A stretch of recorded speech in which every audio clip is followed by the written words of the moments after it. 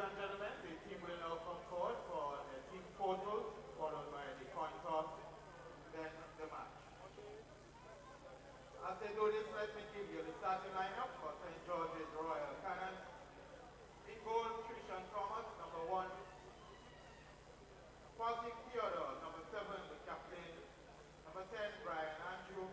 Number 9, Roman Frank. Number 17, Trevor Williams. Number 6, Kenny Francois. Number 21, Voss Robinson.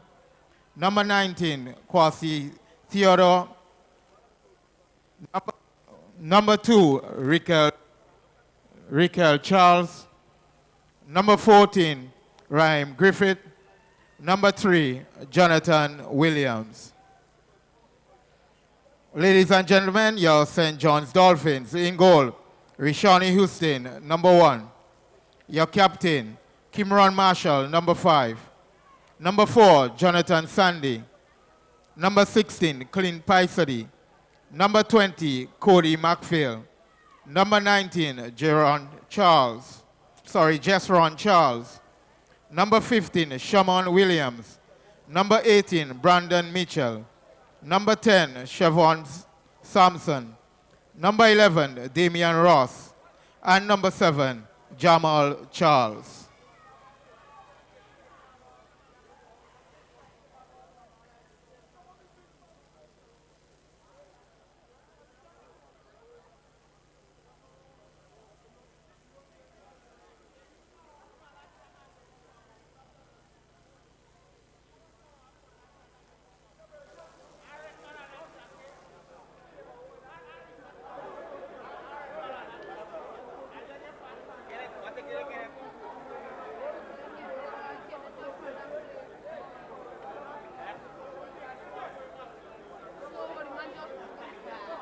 Good evening and welcome wherever you are to the live football action in the Pure Grenada Cup right here at the Grenada James National Stadium, Spice Capital St. George's, Grenada. We're about to feature the second of 2 matches on football night here, a match which has a lot at stake between the St. George's Royal Cannons and the St. John's Dolphins. Both teams looking for a berth into the second round of competition, a must-win for St. John's Dolphin. A draw would take St. George's Royal Cannons to the next round. Bringing you the live commentary is none other than Robert Samuel I and myself, Leslie Smith. We ask you to stay with us for some riveting and exciting football action as CNR Communication along with the Grenada Football Association brings to you Pure Grenada Cup 2020. So the uniforms look very much similar on your screens, on your mobile devices. I can tell you the St. John's Dolphins, they're in the orange, and the St. George's Royal Cannons in the red, if you can make the difference out here. The Royal Cannons, Robbie, have been drawn with the Big Parish Stars in the first round encounter, and we're looking to at least get a draw here tonight to emerge into the second round, the semi-final stage. But for the Dolphins, it's a must-win situation. Yes, is win or lose, win and go through, and lose and go home. So for those of you who are very familiar with the Kirani James National Stadium, the Dolphins are defending the goal towards the city end, and towards the Cheryl end, the Royal Cannons are defending the goal there. Quite a number of players with national caps here on the pitch tonight. Quasim Theodore, captain for the Royal Cannons with 25 caps. Roma Frank, 9 caps, Robbie. Rikel Charles, 2 caps on the starting lineup for the Royal Cannons. And the only player with national caps here is skipper Kimron Marshall for the St. John's Dolphins with 12 caps. So we should see maybe pretty much high quality standard of football, Robbie. Yeah. Nonetheless, that notwithstanding that both teams will be looking to gain victory in this game this evening. Certainly, I see a change for Coach DeBellot, starting with Jamal Charles rather than Chad Phillip as compared to the first game when they lost 3-0 to the Big Parish Stars. So we can tell you that the two coaches, Coach Alistair DeBellot for the Dolphins, and Coach Anthony Nixon Modeste, who has also been involved with the national team as well, A battle of two technicians, so to speak, Yes. football technicians, and we will look forward to see who comes out victor here this evening. See the starting goalkeeper for the Cannons, Treshawn Thomas. He's the brother of Jaden Thomas, the left back for the National U17. So both brothers in action tonight.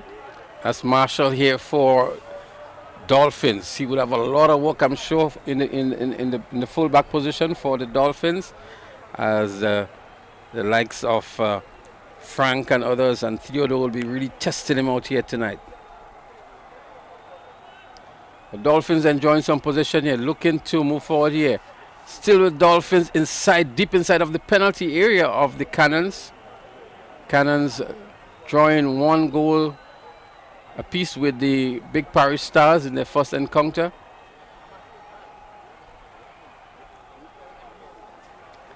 Houston he had quite a lot to do in the first encounter against the Big Parish Stars.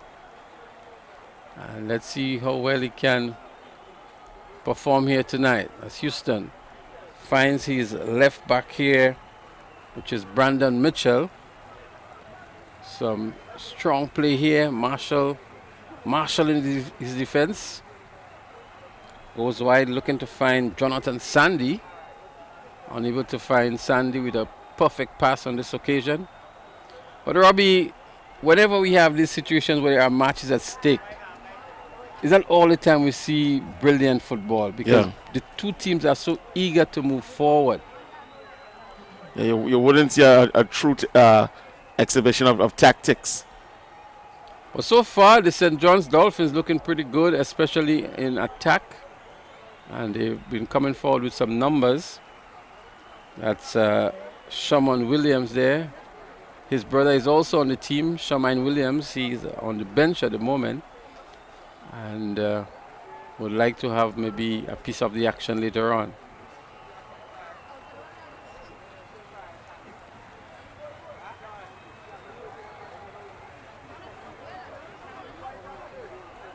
Jamal Charles been part of a lot of the action in the early runs for the Dolphins.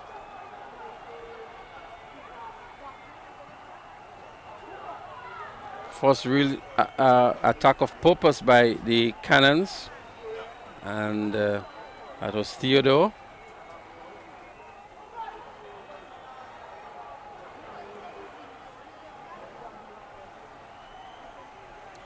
Jonathan Williams playing the right back position here for the Cannons tonight. That's Charles looking to cross this one in, but good defensive work here by the Cannons. Casual work here by the Cannons on this occasion, but they're going to earn themselves a throw-in, Robbie. But it's kind of early, Robbie, but both teams, maybe the Dolphins settled the nose a little faster than the Cannons, but I believe the Cannons would get into their own very shortly. A lot of experience in the lineup. It's a very good tackle there by Voss Robinson. Clean. No nonsense tackle. So the likes of Quasim Theodore, Aroma Frank, Rikel Charles, you know, we expect these players to come good tonight for the Cannons. Step into their own. Aroma starting this game came off the bench in their opening encounter against St. Andrew. I think Coach Modest opted for a bit of pace. We saw in the last game for the Dolphins that they were a bit flat-footed and slow at the back. On the other hand, for the St. John's Dolphins, obviously we look towards maybe a Chevon Sampson, a Brandon Mitchell and the likes to be part of the attack. Yes, yeah, more so Sampson and Charles, Jamal Charles, Wedgie.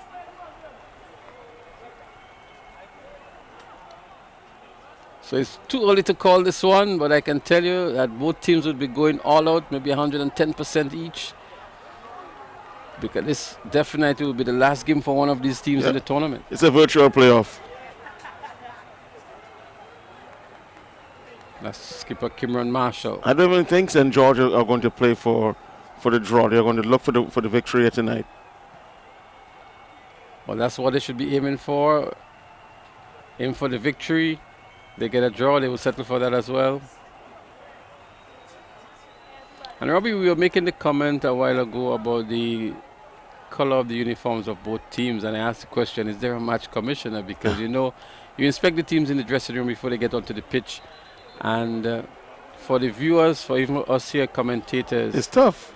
it's really tough because from the wide angle shot, they basically look alike, and something could have been done to further differentiate the teams. I mean, the referee should not even allow that to happen. And it's not even on the night, the inspection at night. It's, you know, even days before you're supposed to present your uniforms and say, this is what I'm going to be playing with. So he had enough time. I mean, and all uniforms are owned by the FA, so they know. So you have to bear with us if from time to time we may confuse the two teams based on the colors. We will try our best to capture it as accurately as possible for you. But just like how you are confused wherever you are viewing the broadcast, sometimes it can be a little bit confusing for us here as well.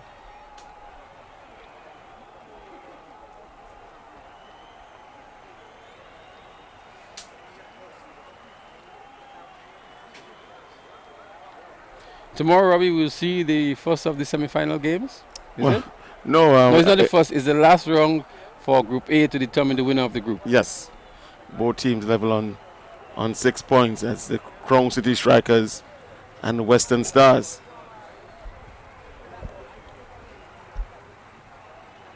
Both teams already qualified.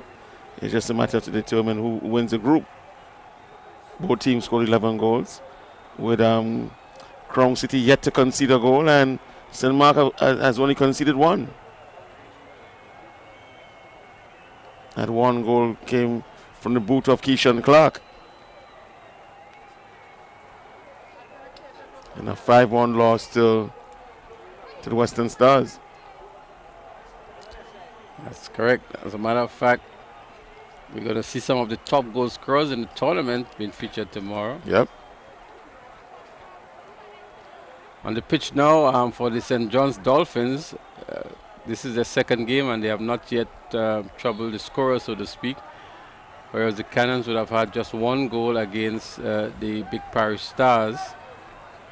So not much we can say about prolific goal scoring from either of these teams. That goal was scored by Kwesi Theodore, 21st minute against the Big Parish Stars. Jamal here. That's Sampson. Yes, that's Chevon Sampson. Not in agreement with the referee's call here. But the referee Charlton Forsyth having some very strong words with him. Making him know that he's in charge. Both referees now coming from Victoria. So Andy Jewell in the first game. As a matter of fact, 3 out of the 4 officials in the first game were from Victoria. Or from Victoria. Some pressure being exerted here on the defensive lineup for the Dolphins.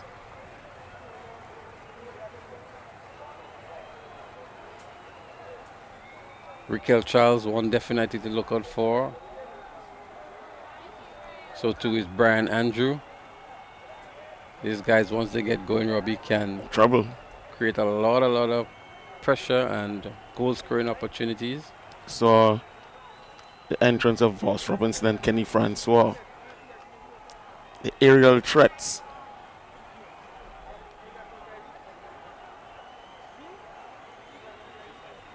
So corner to be taken by the Cannons. Shot comes in here from skipper Theodore.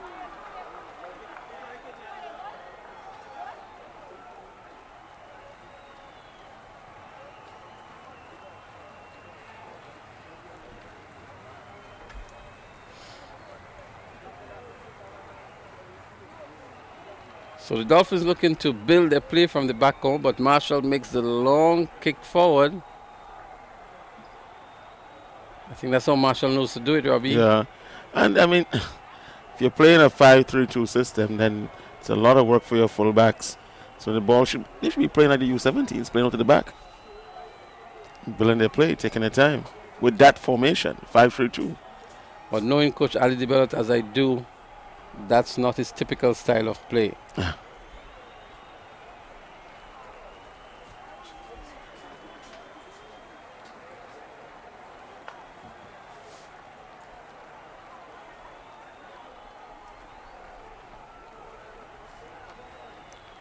So we just gone past the 10-minute mark in the second encounter between the Royal Cannons and the St. John's Dolphins. It's still 0-0 here at the Kirini James National Stadium.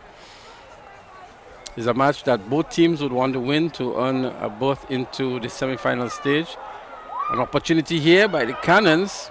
Still has it inside of the 6-yard box. Maybe taking too long, and then the cross was not a good one. Danger averted here. But Robbie, Romar Frank here maybe not doing the best on this occasion. No, not clinical at all. I mean, and being in that position, I mean, dribbling past the danger still not yet averted, but maybe it's offside on this occasion. But much more is expected from Romar Frank with that opportunity and proximity to goal. He should have taken a shot. Played around, looking for support, or just enjoy dribbling and without taking a shot. Ball eventually cleared by Jeshron Charles. Jeshron Charles there with the blonde braids. A fashion statement of some sort, Ravi? Probably. There's the Cannons again on the far left-hand side. Charles recently returned. That's Riquel Charles, switching from right to left, left to right. Yep.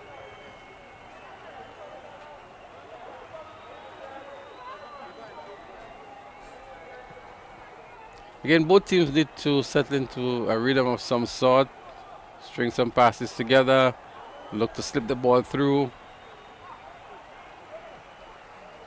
Feeble cross comes in there. It's Marshall who makes the clearance here.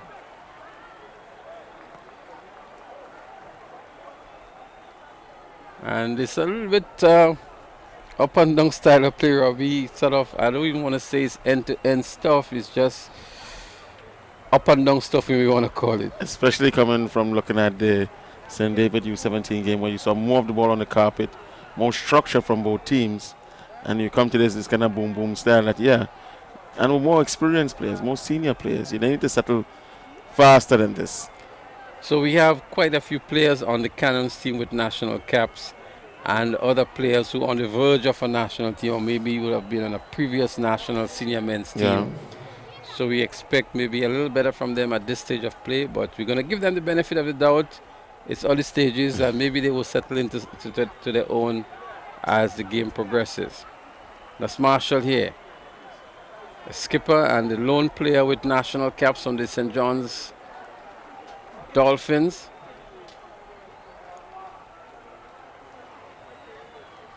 Good tackle here by Cannons to win the ball in the midfield. Theodore looking for support, having difficulty finding support. Eventually found Frank.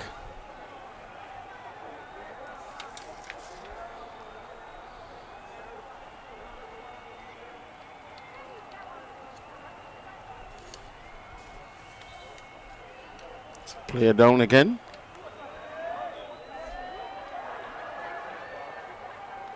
Looks like the other Theodore this time. A very late tackle indeed by Kenny Francois.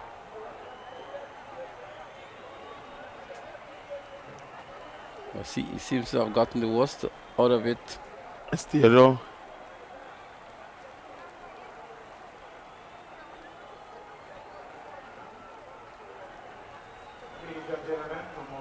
So Qasim Theodore been given some medical attention here.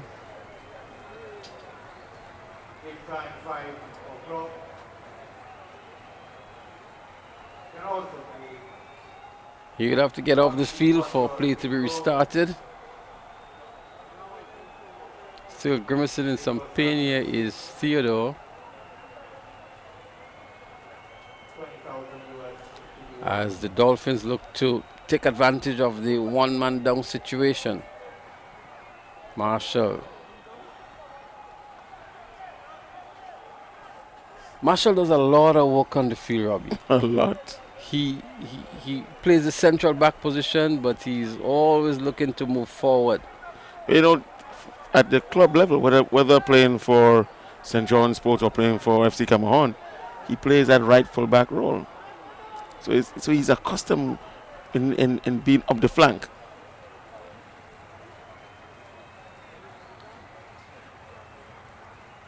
Cannons recovering nicely here with Ryan Griffith. Looking to come down the left-hand side here. Brian Andrew. They've been called in an offside position.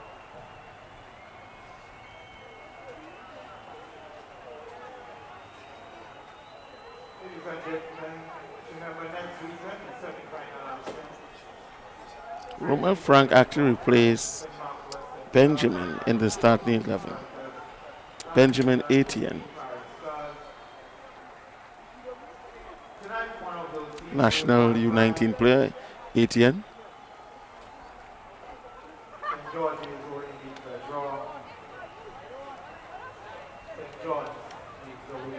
So Theodore is back on the pitch. Francois is to take the kick here for the Cannons.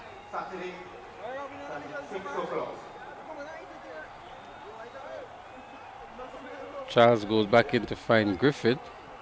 Griffith goes all the way back to goalkeeper Tristan Thomas.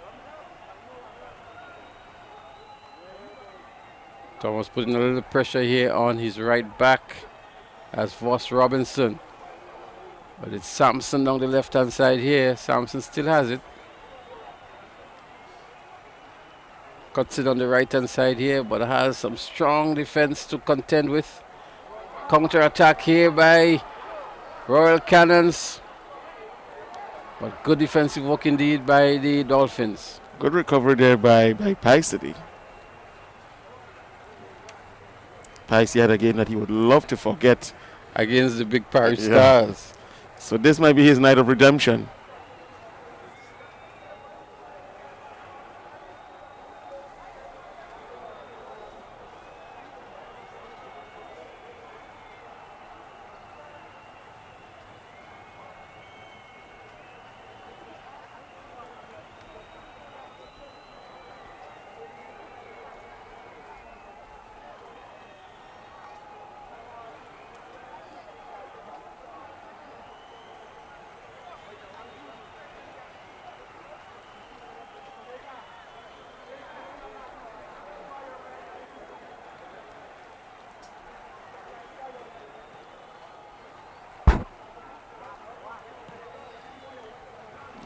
Long ball there by Marshall.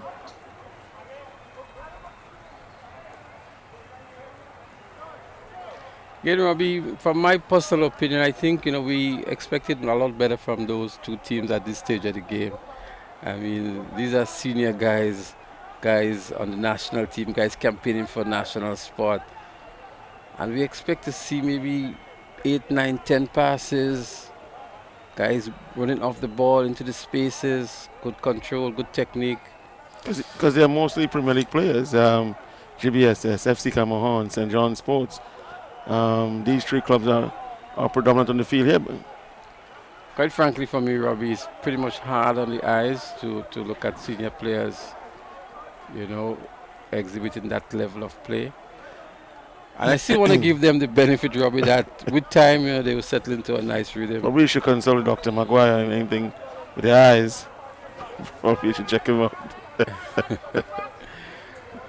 Well, let's see who can bring some excitement to the play here, and which team would be hungrier for the goal. As an opportunity here by the Cannons. It's still with the Cannons here. That's Charles. Gets it in here into a good position there. Was Kwesi Theodore, but didn't have a good first touch, Robbie, and the ball escaped from him into touch for a goal kick to the Dolphins. And he was closely marked there by both Paisity and Marshall. The ball, he got a deflection from Sandy, yeah? So even that made it a bit more difficult for him. I think the pressure that Marshall would have exerted right on his back there would have thrown him off a bit. and not having a good first touch on the ball. Good, nice tackle here. I thought he got coming in from Ryan Griffith. I thought he got the player first rather than the ball. It happened right in front of the referee's assistant. Yeah, that's what Arnold Charles. We have not been seeing the long throw from Marshall.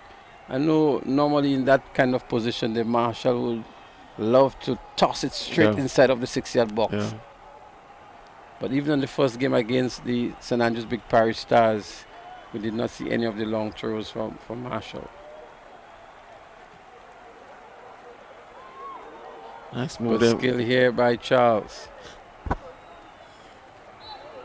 Cannon still has it here, but the referee whistle goes, a play is down. It's a kick against the Cannons. You know, both Rikel Charles and Kwazim Theodore, they both have been playing for the last season in Antigua.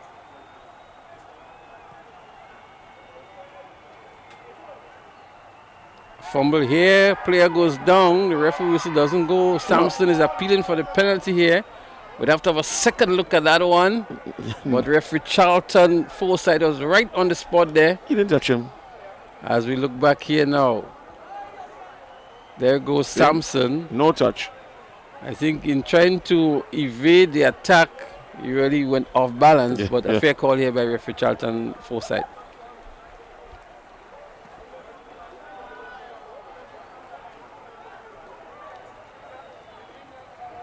Play continues as both teams look to gain possession of the ball.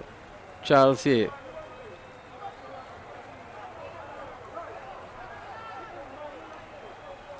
You know, Robbie, I would love to see the combination of passes between maybe a Charles, Theodore, a Frank. You know, those three sort of a powerhouses up front here. Yeah. And then maybe even a Brian Andrew coming into the mix as well from the left-hand side. And see what they can put together. Mind you, the Royal Cannons team has quite a number of players from the Cameroon FC. Yes.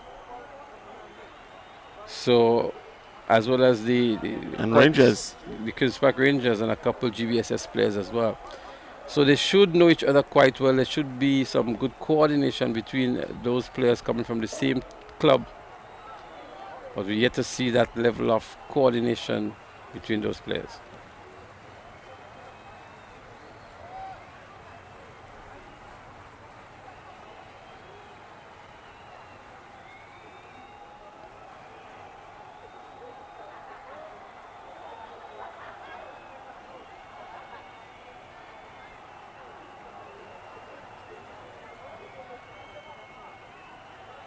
So it's still 0-0 here. We're just about the 24th minute of play or 25th minute of play, and either team's not yet challenging any of the goalkeepers. Still looking to get the rhythm going. The Cannons may be looking the more purposeful towards the middle of the first half, but at the beginning of things, it was indeed the Dolphins who were applying a lot of pressure on the Cannons. So Coach Nixon Modeste, I'm sure, will be beckoning and shouting and calling commands on the touchline. There we see him right up front there. And likewise, Ali DeBellot for the Cannons, for the Dolphins, I'm sure he too is shouting out instructions to his players on the field in terms of what he expects them to do at this stage of the game. Especially Ali DeBellot, you know, he can be really vocal on the touchline.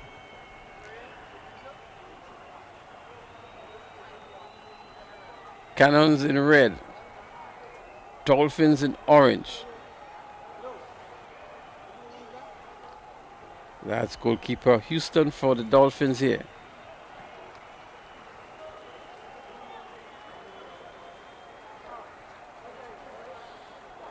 Strong tackle here coming in from the Dolphins. Good pressure being applied. Sampson not having a good first touch on that occasion. But it's still within the danger zone here for the Cannons.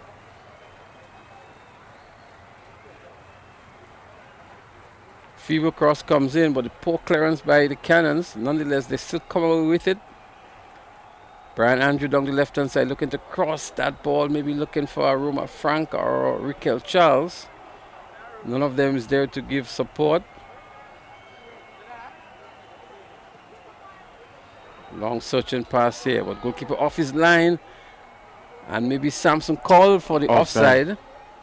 Well, Samson is one of the players that can really create some problems here for the defense of the Cannons. Yep. And the centre backs in particular, Robinson and Francois, need to be careful with him. Need to be better communication between the both of them.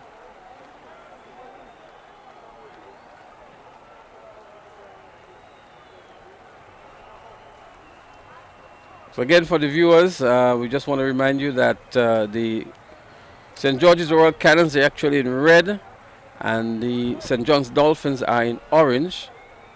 The St. John's Dolphins are defending the goal towards the city end, and the Cannons are defending the goal towards the Cherry Hill end of the Kirani James National Stadium.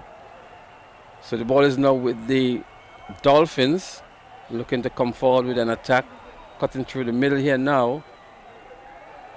That's Brandon Mitchell. Still with the Dolphins here, maybe looking for the shot. The shot comes in, but it ricochets off the defender. Dolphins still has it here, loses the ball here now.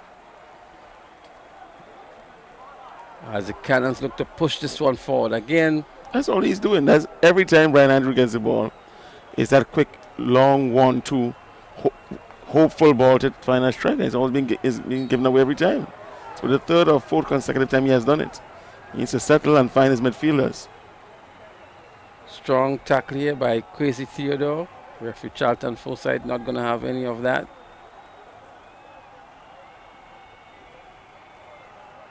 Again, been hustle of the ball and losing possession, the Dolphins.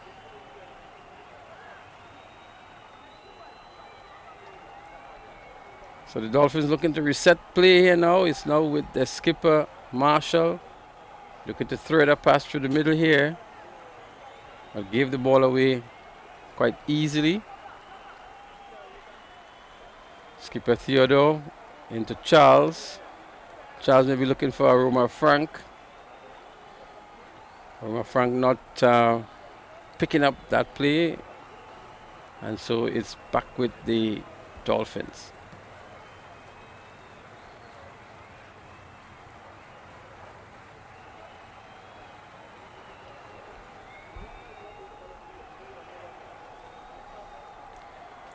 Just about 30 minutes have gone in this encounter. And it's 0-0 still between the Royal Cannons and the St. John's Dolphins. Again, it's a match that both teams will want to win, or at least a draw for the Royal Cannons, to ensure a place in the semi-final stage of competition. Considering that the Cannons have drawn their first encounter with the Big Paris Stars, and the Dolphins have lost to the Big Paris Stars. Only 3 teams in this group. The other group has already been decided. Nonetheless, the 2 top teams there will play tomorrow to see who emerges as winner of the group. And the format for the second round is that the winner of each group plays against the second place team of the other group.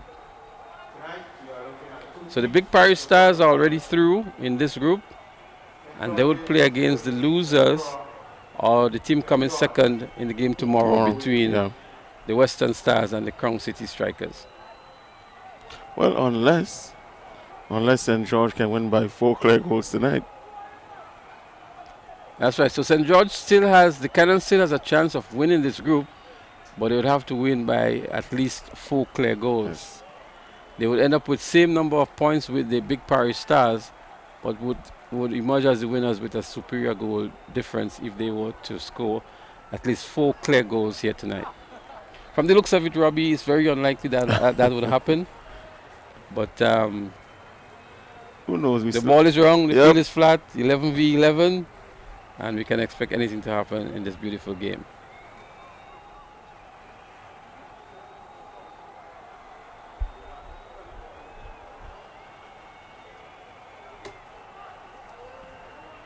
Cannons looking to come down the right hand side. Strong tackle here.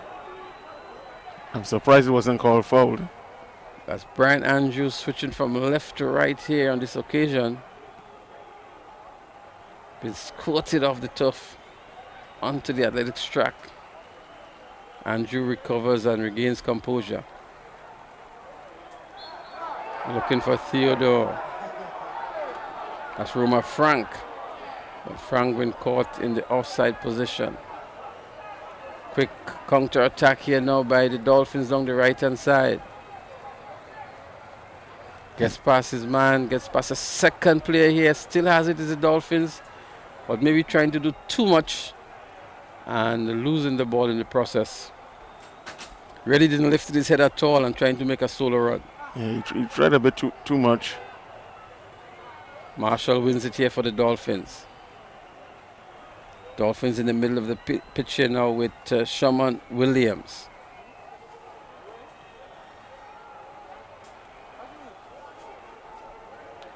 Still with Dolphins. Looking to come through the left-hand side of the field now with Jamal Charles. Looking for the combination return pass. Charles inside of the penalty area has a kick on goal. And a good save here by Christian Thomas. But a good 1-2 combination here between the likes of a Jamal Charles and others. Maybe the best attack we've seen so far. That's Charles getting inside, almost inside of the 6-yard box. And then been put under some pressure by skipper Theodore Francois. I mean, I understand the mistake because for whatever reason, Theodore started off with the armband, but it was passed eventually to Kenny Francois. Francois and Jamal Charles familiar with each other. They both play for the GBSS. And find themselves on the opposite side of each other tonight. St. John's look to come through that left-hand side again. That's where they seem to be stronger in the attack. Brandon Mitchell looking to throw that ball through. Is not successful, but regains possession. Long ball being put across field here now. Looking for the right winger here for the Dolphins. Again, it's just going from side to side as the Cannons look to come forward.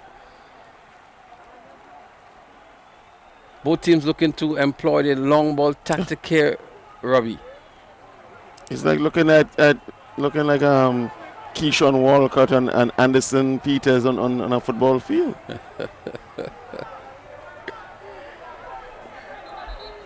Well, we're in the National Stadium, Robbie. We're here for football, not track and field. Yeah, but most of the passes are javelin passes.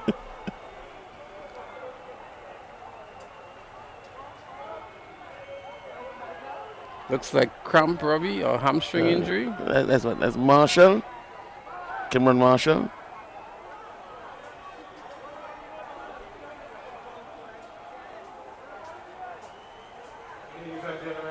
Yeah, that's hamstring. And we already see the leg being heavily strapped. And he went off against Big Paris Stars with a similar injury. So I'm very doubtful, Robbie, that he'll be able to finish this game because hamstring injuries are things that you don't take too much chances with. And when they pop, that's it. He's grimacing in pain. He'll be taken off the field. And that may just be the last we see of Marshall in this encounter. From the looks of it, it's going to be very, very doubtful whether or not he'll be able to return. I'm sure Coach Ali DeBellot already is thinking about a substitution. Well, you have the likes of Shane Charles, Akimo Andrew as options. Possibly even a Dwight Joseph who can also play a bit of defense. But most likely options are Shane Charles or Akimo Andrew.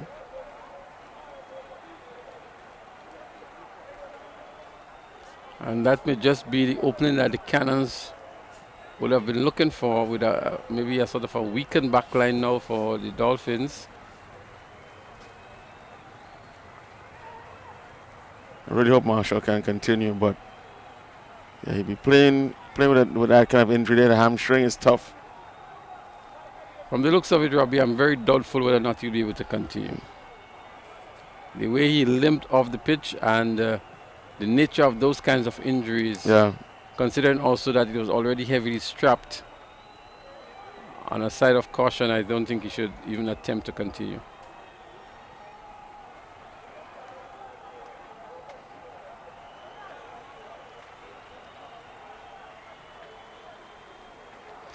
But you know these players, I mean, the passion wills you on. And you're left with just under 10 minutes and a half, so you might want to take a chance. These players, they sacrifice their bodies just for the victory.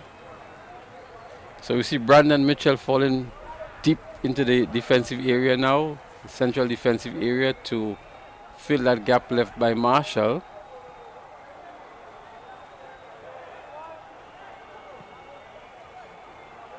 I always prefer to see a Brandon Mitchell playing a sort of left midfield, running down that left flank, and at times the ability to cut through the middle. I think that's where he's most dangerous. But these days he seems to be playing a lot more defensive football. But I think he's always more dangerous when he runs that left wing and cut through the middle sometimes. Has a very good left foot as well. Marshall came back on the field. Well, that's the heart of a lion, and that's what we expect to get from the captain. Again, a lot of possession by St. John's Dolphins inside of the penalty area of the Cannons.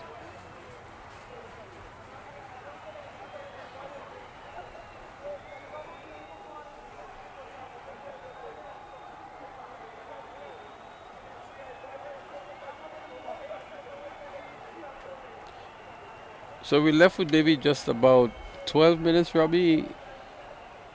Yeah. Or 7 minutes before. 7 minutes plus added on time. Before halftime. It shouldn't be much more than probably 1 or even 2 added on so far.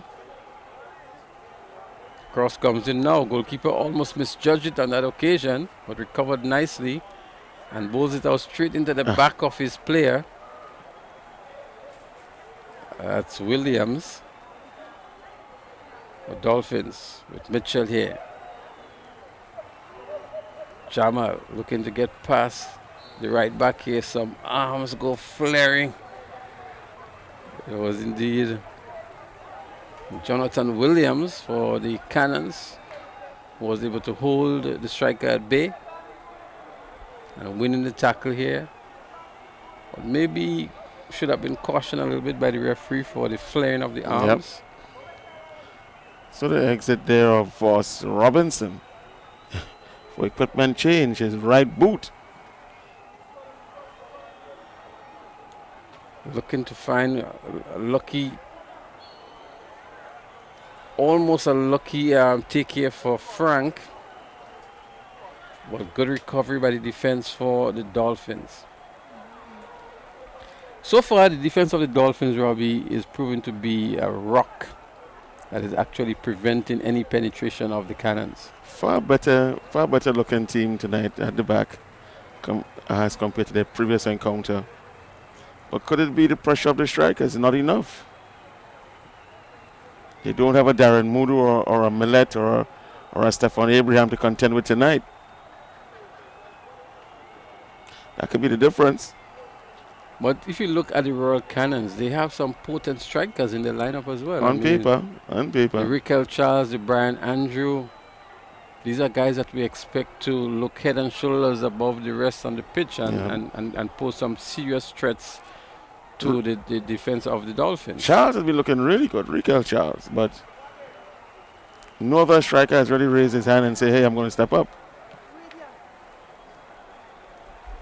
I know there's going to be a lot of talking during the halftime interval by both coaches, because I'm definitely sure that they would not be satisfied with what they've gotten from the players here tonight.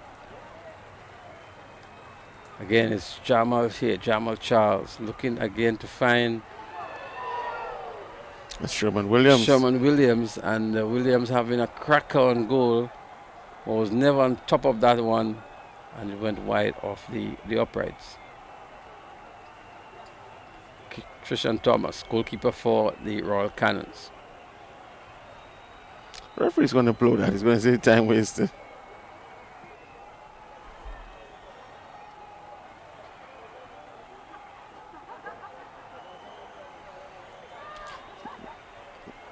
Voss Robinson. So Voss returns to the pitch after attending to his equipment here.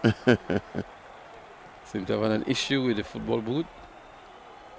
Good take by Thomas. I'm certain Coach Modes had a chat with Thomas, because you saw the draw against St Andrew. It should have been an easy take for him on the edge of the small box, and he laid back. And you see him. Look at the state of the game when it happened, you know. Yeah. Very strong tackle coming in here by Sherman Williams. Sort of a late as well. Yes. Referee Charlton Forsyth presiding over the match today.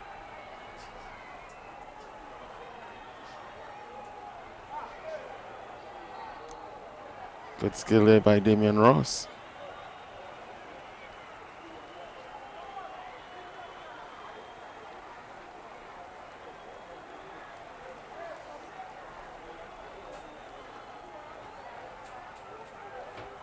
So it's pretty much even Stevens, Robbie, between those two teams. I mean, we've seen offensive attacks from either teams. We've seen plays inside of both penalty areas. Yeah, but we've not yet seen the direct shot on goal. It'll be interesting to see what the statistics reveal in terms of the number of saves and the number of shots on goals as we approach the halftime interval. Yeah, no team is impressing so far.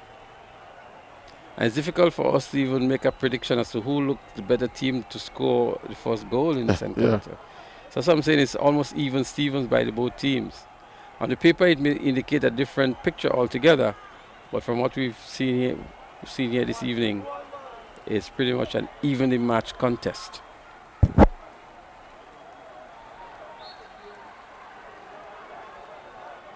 I think the goalkeeper here, Houston, was a really bit kind of slow in coming off the line. Because he didn't really try to help his defender on that occasion, you know.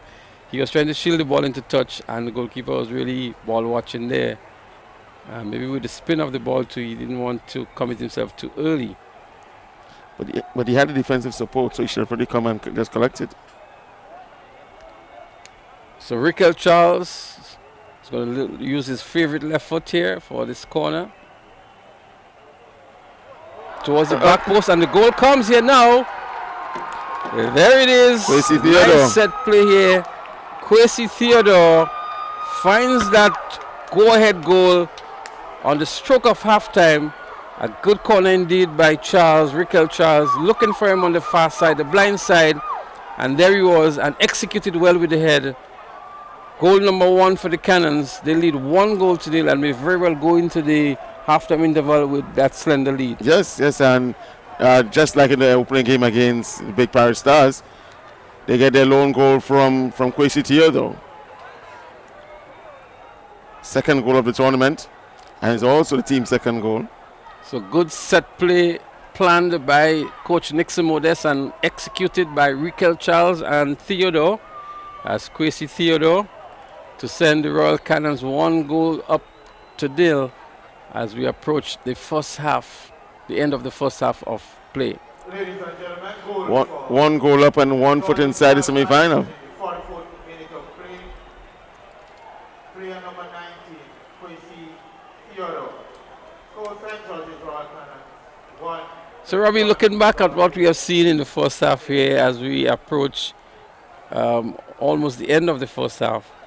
Again, we expected both teams with the level of experience that they have in their lineups to would have settled in those early. Notwithstanding, this match is a very contentious one. Both teams would want to win to secure their place in the semi-final stage. And maybe not living up to what we would have expected. No, and I mean, especially with having, as you said, so many senior players in amongst both teams. It's a bit disappointing to see the level of football being played. But let's hope that we get a better game in the second half. And as the match goes on, we see more and more players coming into their own and showing their experience. So we expect maybe after the team talk during the halftime interval, we should see maybe better play in the second half. Nonetheless, the Royal Cannons are enjoying the slender soft lead, 1-0. Theodore finding that go-ahead goal in the 44th minute of play from a nice set play of the corner between himself and Raquel Charles. This might just well be the opportunity for the Cannons to slow things down, maybe string the passes together, play a little more patient. And it may also be the impetus that the Dolphins would need to get their offensive action going. Players continue to go down with cramps. Good sportsmanship there by Brian Andrew, because that's his opposing number there, Jeshron Charles. Second time for the half, he has went down. So it again speaks a lot of the fitness of the players, because we're still into the first half, and for players to be pulling up with cramps, it can give an indication of the level of fitness, and maybe the need to rehydrate and to have the electrolytes and so on. But you would have the halftime interval to get some rest and recuperation, maybe 15 minutes or so, before he emerges back on the pitch for the second half. Get some work done by the physio. So 2 minutes have been added on for stoppages, and we just maybe about 30 seconds or so left within those 2 minutes that are added on for stoppages. Marshall is indeed back on the pitch, Robbie. Mitchell is there to provide support. The referee whistle goes to indicate the halftime interval, and the Cannons would breathe maybe a little bit easier now, having 1 foot into the semi-finals with that goal, and the Dolphins would have to go back to the drawing board, as they always say, Robbie. I would really like to see that drawing board one of these days. All coaches have a drawing board, and maybe regroup and come forward. Ali has a drawing board. He has an app on his phone. He showed me in earlier in the tournament. So probably. So maybe he needs to go back to the app. Go back to the app. So viewers, wherever you are, it's live football action. We're just about the halftime interval here at the Kirani James National Stadium in the Pure Grenada Cup. As we look back to the statistics of the first half, they score 1-0 in favor of the Cannons. The Cannons had 6 shots on goals against 3 from the Dolphins, 2 corner kicks against 1. They committed more fouls, 3 as against 2. And the Dolphins goalkeeper, that's Houston, been called to action more often than Thomas of the Cannons, 3 saves as against 2. We're getting set for the second half. We know that the both coaches would have some harsh words to dish out to the players during the halftime interval, and to look to re-strategize, so to speak, Robbie, coming into the second half. What do you think they might be saying to their players at this stage? Both coaches would be encouraging their players to settle down and play the ball around the carpet. Play a lot more strategy, because I'm sure that the coach would have had a strategy coming into the game, but it's not been executed by neither of the teams. And even though the Cannons are up, Coach Modeste will be rather upset with the style of play, and you never know, he might even make 1 or 2 changes to the team. I think knowing the coaches as I do, I could see an Anthony Modeste here really picking out players and pointing them and say, you need to do this, you can do this better, this is what you're supposed to be doing. Ali Dibello is a tactician, a good strategist. He analyzes the game very well. I'm not too sure if he comes up with the right strategies after he does the analysis, but he can definitely pinpoint all the weak points of the Dolphins and how to deal with the attack of the Cannons. But whether or not the players have the ability to do what you would like them to do, that's another story altogether. And they are missing some crucial players, probably at least 5 crucial players. No Kimo Sampson, no Taj Joseph, no Tavon, Casey Smith, Garth Thomas, all crucial players to the Dolphins unavailable tonight. So, when you have 5 regular starters out, it's a lot.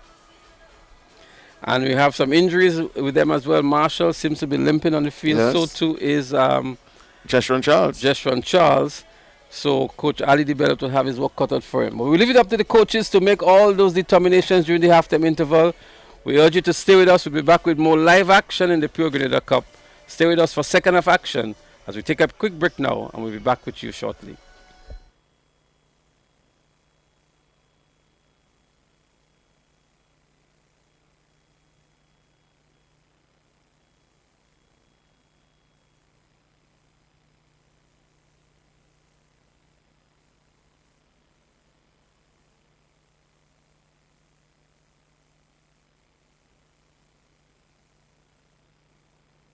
Are you looking for some early cash for Christmas? Yes! Then join the fun online. Play waggy-t Virtual Bingo! Because on Sunday, October 4th, from 6 p.m., you can win not 10, not 15, but a whopping $20,000 US cash! And the best part is, tickets are only $20 US. Available at gotofet.com or special box offices island-wide. And if you don't have any idea how to play, then visit our main office at Bruce Street Mall, where one of our agents will go through the process step by step.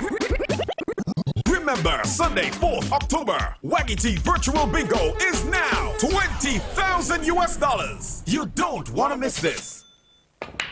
Goldfish Slots and Pool Center, located on the Carnage, is now open daily from 10 a.m. Over 40 of your favorite slot games in a spacious and comfortable atmosphere. We're also open on Sundays from 12 noon, so check us out. Goldfish Slots and Pool Center, where winning is easy. Remember, patrons must adhere to all safety protocols. Are you looking to rent chairs and tables? Then call waggy-t Rentals. We rent tables and chairs for any event. We have 7 different types of chairs: plastic, folding chairs, gray and white, resin white chairs, conference chairs, even Shivari chairs in gold and white. We also rent 6 feet and 8 feet rectangular folding tables, 4 feet and 5 feet round tables, and even cocktail tables. Give us a call at 444-RENT. That's 444-7368. Or visit our office at Frequente Industrial Park, Grenada, St. George. Are you looking for generators to rent? Then call waggy-t Generator Rentals. We rent a wide range of generators: 3,000, 6,000, 10,000, also 20,000, 50,000, 75,000, 100,000, and 150,000. We are located in building number 6, Frequente Industrial Park, Grenada, St. George. Or give us a call at 444-RENT. That's 444-7368. waggy-t Generator Rentals. We are Grenada's standby power people.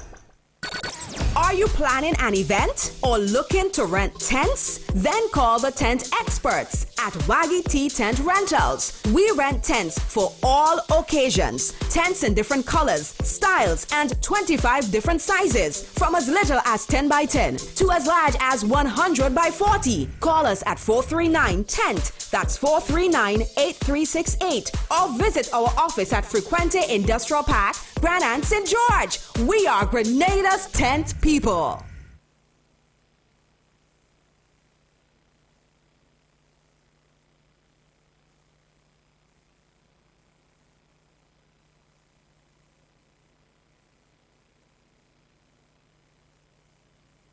Are you looking for some early cash for Christmas? Yes! Then join the fun online. Play waggy-t Virtual Bingo! Because on Sunday, October 4th, from 6 p.m., you can win not 10, not 15, but a whopping $20,000 US cash! And the best part is, tickets are only $20 US.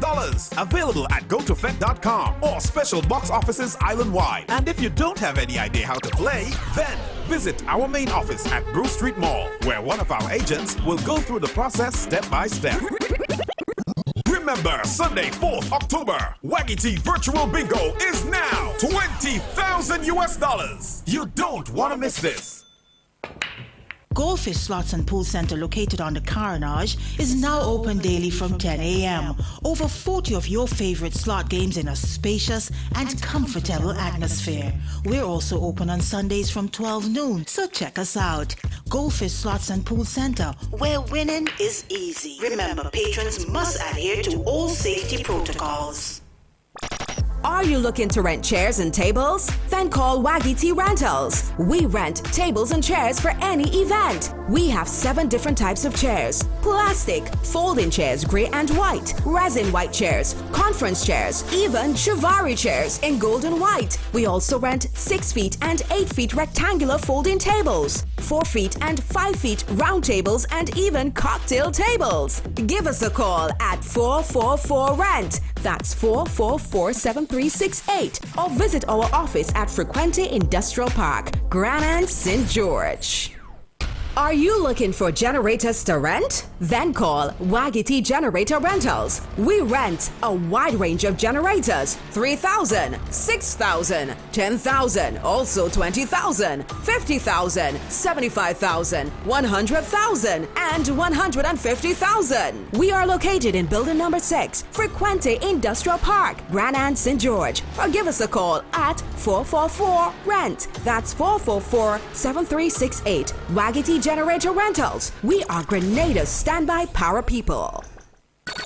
Are you planning an event or looking to rent tents? Then call the tent experts at waggy-t Tent Rentals. We rent tents for all occasions. Tents in different colors, styles, and 25 different sizes, from as little as 10 by 10 to as large as 100 by 40. Call us at 439-TENT. That's 439-8368. Or visit our office at Frequente Industrial Park, Grenada, St. George. We are Grenada's tent people.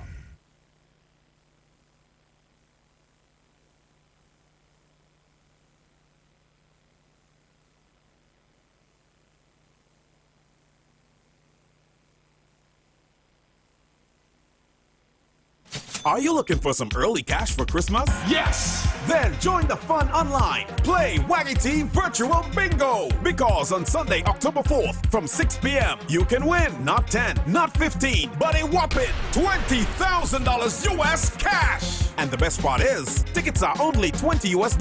Available at gotofet.com or special box offices island-wide. And if you don't have any idea how to play, then visit our main office at Bruce Street Mall, where one of our agents will go through the process step by step. Remember, Sunday, 4th October, waggy-t Virtual Bingo is now $20,000 US. You don't want to miss this. Goldfish Slots and Pool Center, located on the Carnage, is now open daily from 10 a.m. Over 40 of your favorite slot games in a spacious and comfortable atmosphere. We're also open on Sundays from 12 noon, so check us out. Goldfish Slots and Pool Center, where winning is easy. Remember, patrons must adhere to all safety protocols. Are you looking to rent chairs and tables? Then call waggy-t Rentals. We rent tables and chairs for any event. We have 7 different types of chairs: plastic, folding chairs, grey and white, resin white chairs, conference chairs, even Shivari chairs in gold and white. We also rent 6 feet and 8 feet rectangular folding tables, 4 feet and 5 feet round tables, and even cocktail tables. Give us a call at 444-RENT. That's 444-7368. Or visit our office at Frequente Industrial Park, Grenada, St. George.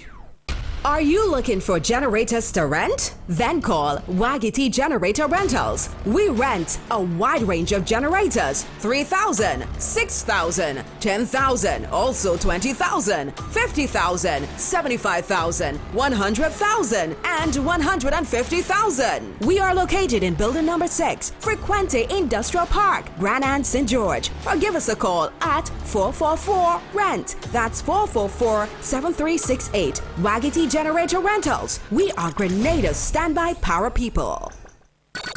Are you planning an event or looking to rent tents? Then call the tent experts at waggy-t Tent Rentals. We rent tents for all occasions. Tents in different colors, styles, and 25 different sizes, from as little as 10 by 10 to as large as 100 by 40. Call us at 439-TENT. That's 439-8368. Or visit our office at Frequente Industrial Park, Grenada, St. George. We are Grenada's tent people.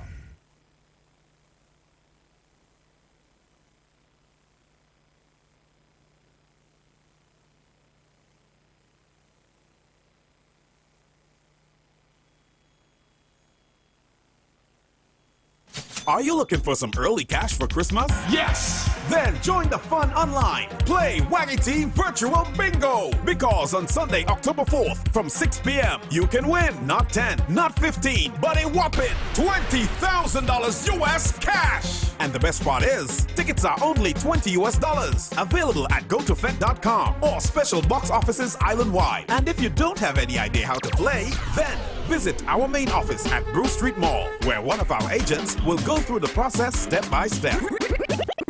Remember, Sunday, 4th October, waggy-t Virtual Bingo is now $20,000 US. You don't want to miss this.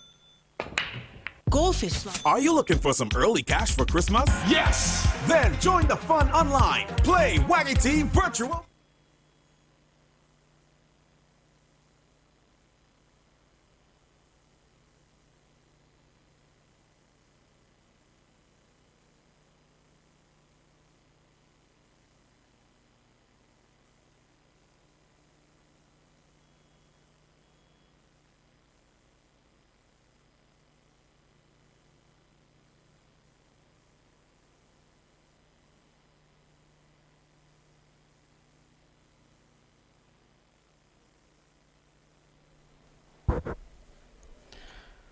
Good evening again and welcome back to the live action at the Grenada National Stadium. That's the Kirani James National Stadium.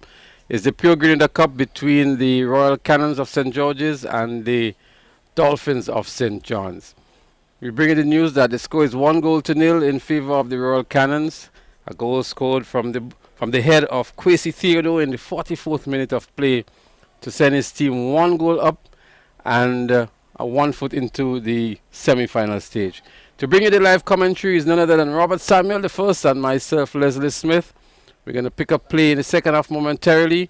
Just to let you know that the teams have made, one team has made a change in the t-shirts. The Cannons are no longer in red, they are now in the green t-shirts, and the Dolphins are in the orange outfit. Robbie, what do you think happened during the halftime interval? Well, I mean,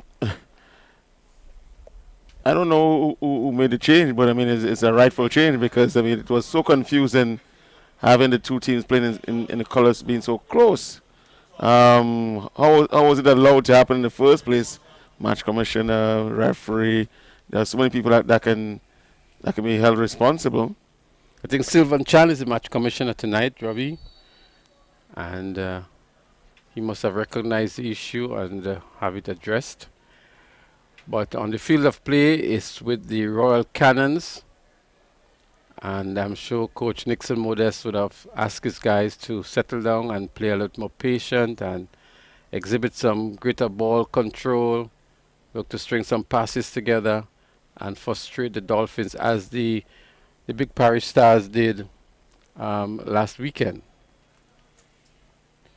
As a matter of fact, the Royal Cannons actually making the Dolphins look maybe a much better team than they actually are, as compared to how we saw them against the big Parish Stars last week. Yeah, I agree. I think it's that lack of pressure.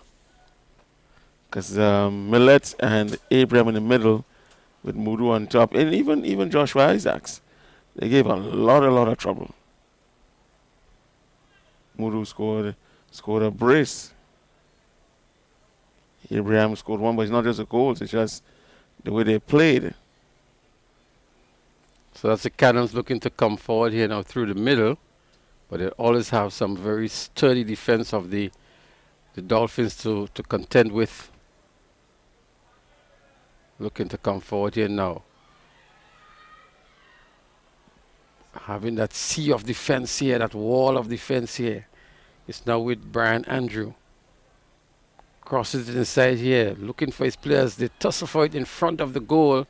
It's a handball call against the Royal Cannons. And that was Roma Frank actually. But again, we see the anxiety and the rush to get that shot to goal. No composure in that offensive third of play. Pisces looks a mile different tonight, Smith. I mean, he was really taken to school by the big Parish Stars last weekend. And as you said earlier, Robbie, might just be redemption for him tonight. Yeah. Although I spoke to the captain Marshall and he said Pike said he had a slight injury, so that might have just thrown off his game a bit against the Big Paris Stars. But that's what happened in sports. There are days when you just have a bad outing, and no matter what you do, things are going against you. So that might have just been Paisley's bad game in a tournament. A tournament that can be very much short-lived for the Dolphins, with only 3 teams in this group, and if they lose tonight, that will be curtains call for them in this tournament. Unlike the other group that has 4 teams, in this situation, Karakou is not participating in this year's tournament. And maybe the GFA could have looked to see how they could have included another team, and I was having a discussion with you, Robbie, to say that what could have been done, short on goal here, but good take here by Houston. What maybe could have been done was to look at the parish or parishes with the most teams in the Premier League and allow that parish to have 2 teams if you wanted to persist with the U17 team in the tournament. And that would have made the groups even and make it a lot more competitive as well. Yeah, that's a very good suggestion. Or just play around robin with the 7 teams, because if the focus is on development, then have the teams play more football. Football hasn't been played for so long, and it's a welcome back. So the play continues with the Dolphins, but giving it away quite easily here now to the Cannons. And Dolphins regaining possession here now with Ross. Ross still has it here. Look for his man coming along the right-hand side. Still with Ross, but Ross loses in the process now.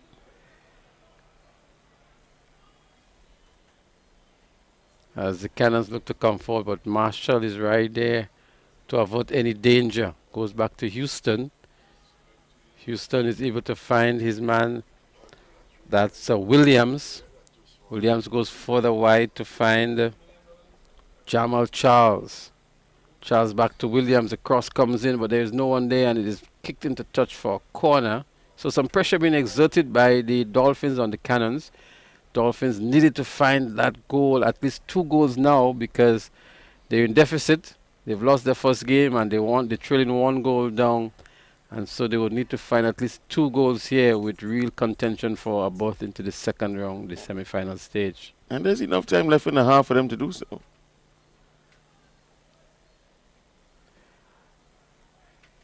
Dolphins looking to come forward again.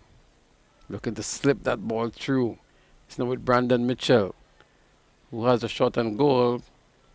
Deflected off the defender, and in the end, an easy take here for Keyshawn Thomas. Good skill here by the Dolphins. Jeshwan Charles. We see an obvious difference in the style of play by the Dolphins. We saw the long ball in the first half. Now they're looking to put it on the carpet, string the passes together, and they're coming through quite nicely as well. That would be an obvious one. Maybe a yellow card here for the late tackle as well, Robbie. And that was a late tackle coming in there from... It's Griffith. Raheem Griffith on Cody McVeigh.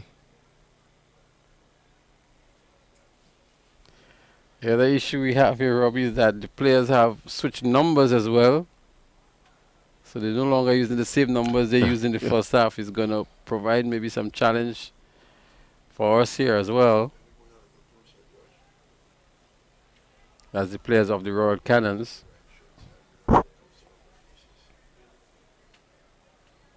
That's Charles for sure. Cannons looking to come forward on the right-hand side. Pass is not a particularly good one, but good fight here by the striker. Inside of a good area, hits the post. And that should have been goal number 2. A little bit unlucky there. Yeah, I think he went for too much power. But a good strike indeed by Griffith. No, that's Frank. Raheem Frank. Roma Frank, sorry. Dolphins looking to get around his man here. That was Jamal Charles. Yeah, good fight there by Frank. And a good left footer too. Good sight on goal. and just a little bit unfortunate. But again, the uprights, goalkeeper's best friend. Best friend. Long throw to be taken here by Jonathan Sandy. The acrobatic kick comes in here, not well directed. No threat on goal. Parish tournaments, Smithy, always a good opportunity for national coach to have a look at the collection of players. I was about to ask you about the national coach, Robbie, but well, it's vacant right now. I know the GFA has sent out the call for applications, and the criteria is more or less international, so you're not going to see a local coach easily. I think in the interim, while the team is being coached by the technical director, Jerry Alexis, but they are in search for an international coach to coach the senior team, male senior team. But I think you are making the point, it's a good breeding ground, a good scouting ground, so to speak, for national talent. And so all of the coaches, the technical staff at the GFA and so on will be looking at the players on show and getting a good idea as to who might be called for national selection, at least for trials. And with COVID and with the challenges of quarantine for the foreign-based players, you may see more local-based players being used. Cannons coming forward. Nice 1-2 combination here. But good strong tackle by Marshall. Marshall takes no prisoners whatsoever and showing his intent very clear here with a sliding tackle. May just need to be a little careful because if he's 1 millimeter of a second late, can just give away an easy penalty. So Grenada being grouped for the Gold Cup 2021 with Qatar, with Panama, I think it was Honduras. Tough group indeed, Robbie. Yep, tough. Favorites being Panama and Honduras, the Central American teams. Corner taking, a goalkeeper comes off line, does not make the good take, but cleared off the line by the right back here. Cannons coming forward again. Giving away easily here. Still with the Cannons, just outside of the penalty area. Andrew. Maybe too many short passes on that occasion, but still being able to regain possession is the Cannons.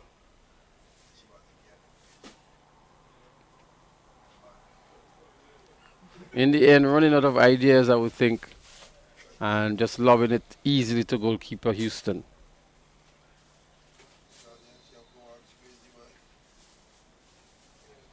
Substitution. So we see in the first substitution for the Dolphins, and the player going out is player number 20, that's Cody McPhail, and the player coming in, player number Chad Phillip, number 8. 8, Chad Phillip.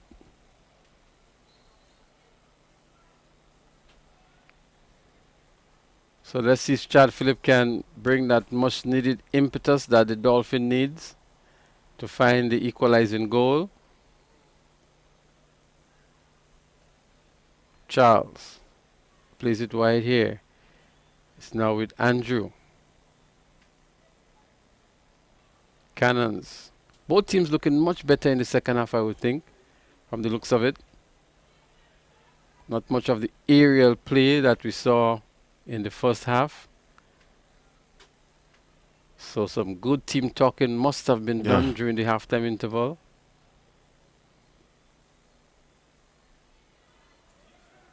Dolphins under some pressure, having to concede a corner.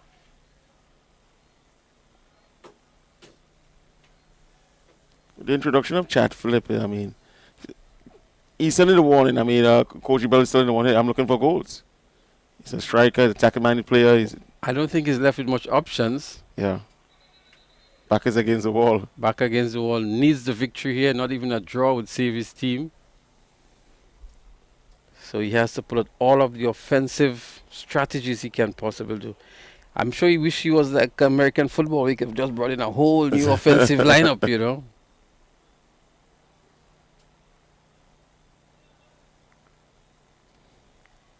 So some discussion between the fourth official and and referee Charlton Forsyth.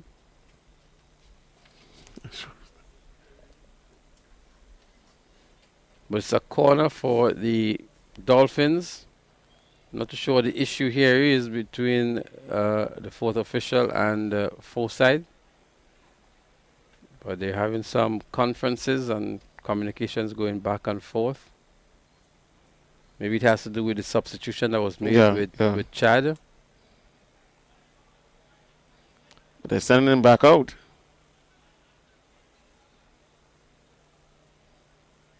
Not too sure what the issue is, but he's been asked to. He's in the squad. Based on the team list I'm seeing here, he's in the squad. I think what might have been a problem from our starting 11, he was in the starting 11. And he was replaced by Jamal Charles. But probably that the switch wasn't made on the fourth officials list.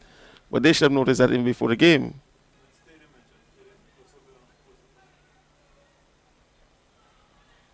And once the substitution slip is given to the fourth official, he verifies all these things. So why was the sub verification had to be done before the match started? So the sub should have been allowed to remain on the field. So what seems to be the issue here is that Chad Phillip was actually in the original starting lineup. Yes. But when the game started, Jamal Charles was on the pitch instead of Chad Phillip. So now that the substitution was made, apparently the fourth official may have brought that to the attention of the referee, that situation occurred, and the referee seems to have asked Chad Phillip to return off the field. And that's what seems to be the issue here now. Hopefully that would be resolved, if that is what it actually is, and play would continue. It's a corner for the Dolphins. Dolphins looking for the equalizing goal. And another player comes on instead of Chad Phillip. That's Shamaine Williams. He's only 16 years old and was the recent youth player of the club championship. So it's more striking power, I would think, for the Dolphins, with Shamaine Williams, the brother of Shaman Williams. So the two Williams brothers are on the field at the moment. Good pass there to Chevon Sampson, but I'm unable to control it. Dolphins really pressing to see if they can find that equalizing goal. Cannons looking to consolidate and at the same time find the second goal that might just be the nail in the coffin or the decider. Let's see what's going to happen here. Sampson here has been sandwiched between two defenders of the Cannons. Sampson, a fighter indeed. I remember him from his college league days for the St. John's Christian Secondary, together with his brother. And they really had a very good combination and very prolific goal scorers. Very good combination. Very good understanding between the two of them. Put them in trouble a few times as well, because they tend to stick up for each other. Huh? So the introduction there of Shamaine Williams, and I would also love to see Al Romain. Al Romain had a very good tournament in the same club championship tournament. Al Romain, who plays for Fontenoy United.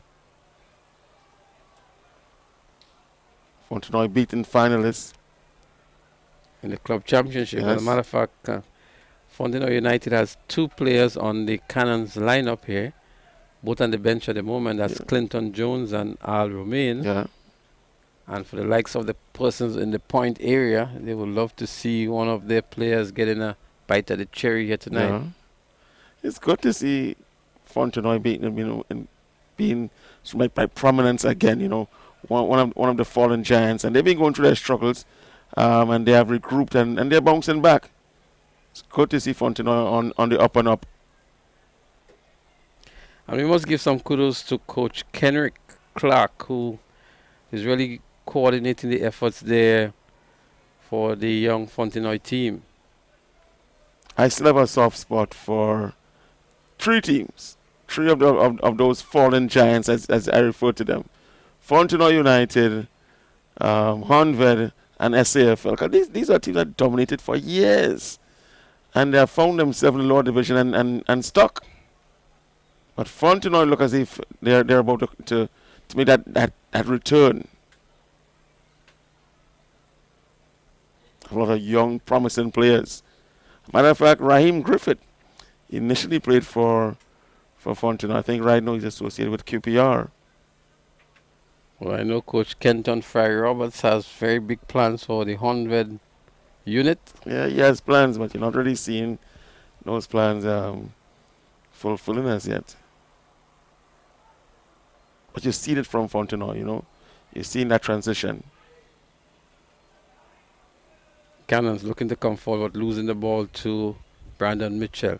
An attack being put together down the left-hand side, now being played into the middle, but the goalkeeper comes off his line and was in the right place at the right time. I think luck was on his side as well, because the ball was headed straight into his arms and averting the danger here for the Royal Cannons.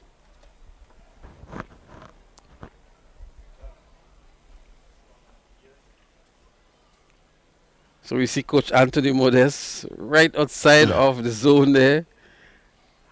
As we saw here, luck, I believe it was on the part of the goalkeeper, because Sampson was right there pressing hard. Another substitution been made by the Cannons. And that's Roland Lord. As Brian Andrew, who will be coming off. And yeah, Roland Lord, well, initially as 20, but in the change of uniform, he's now 18. So Roland Lord in and Brian Andrew out.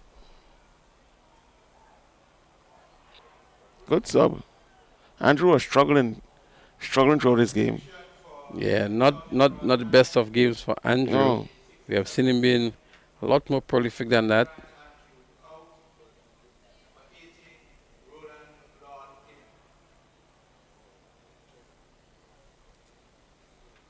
So the Dolphins, Robbie, still looking for that equalizing goal.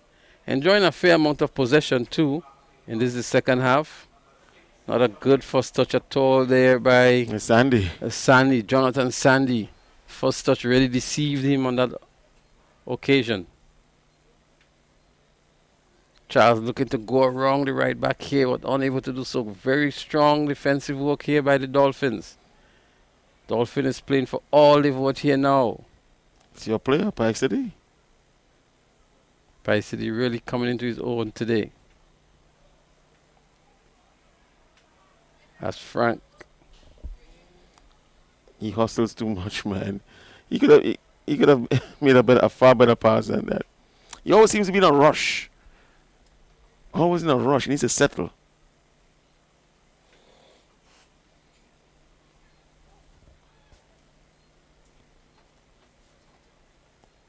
Mitchell is going to start it from the back for the Dolphins. Looking to play down the left-hand side. They hustle for it in the middle of the pitch. Cannons have greater numbers in the middle of the pitch. Cross comes in, almost on the goal line here. And Houston just having to backtrack a little bit to make the comfortable save. The Dolphins, again, looking to press forward. Opting to go down the left-hand side on this occasion. The pass is not a good one. I'm trying to determine, Robbie, where the strength of the Dolphins, the players are. If it's down the left-hand side, the right-hand side, through the middle, or who is that player up front that should be targeted? I would say if you're targeting players on top, it would definitely be Wedgie Charles and Siobhan Sampson. And not to underestimate the ability of even a Damian Ross. As I said, on paper they have a reasonably good team, middle and on top. The problem is really the back line. They have a weak defense. And then we saw Jamal Charles having some good moments in the first half. Very good. He's not featured too much in the second half, because I think what has happened with him, he has pulled a lot more into the defensive area. And that should not have been the ploy executed here by Coach DeBellet at this stage of the game where he's looking for goals.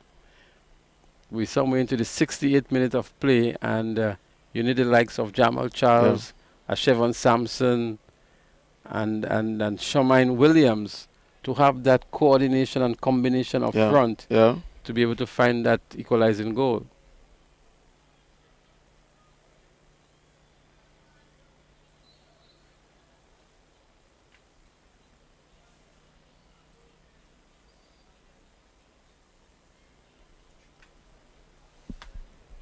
So a lot of pressure being put on here now by the Cannons, looking to go 2 up into this one. Cannons in the green shirts, and the Dolphins in the orange. Nice searching ball, but only able to find the header of the defender for the Dolphins. As Sampson, it is now on the right hand side, using his speed, looks up and look to find his man, but has a shot on goal. A fumble here by the goalkeeper, but he recovers nicely. But Sampson didn't have much support on this occasion, Robbie, and had at least 2 defenders in close proximity and still a third towards the middle. And he should have held up the ball and wait for that support. Or at least remain inside of the penalty area with the ball, hoping that, one of the defenders might have erred and won a penalty. Good control, good turnout of the defender. And, if you realize, your chances are limited, well, hold it up. Or as you said, under pressure is a different situation altogether. True. And Sampson opting to go for the shot and goal as the Cannons come away with it again. This time it could be danger here. Looking for good possession of the ball. Slips it back, but only to find the Royal Cannons here. As Charles, as now we see them looking to move forward here. Sampson now in a good position, has another shot on goal and finds the equalizer. That's the equalizer for Shevon Sampson in what seems to be the 69th minute of play. Shevon Sampson, we just spoke about him, and we just said that he might just be one of the danger players for the Dolphins and living up to true form. Sampson finding that equalizer. He was up there by himself, Robbie, having at least 3 defenders to deal with, and was still able to gain position and have a shot on goal. They weren't enough for him. Very good finish here by Sampson. One of the better players for the Dolphins.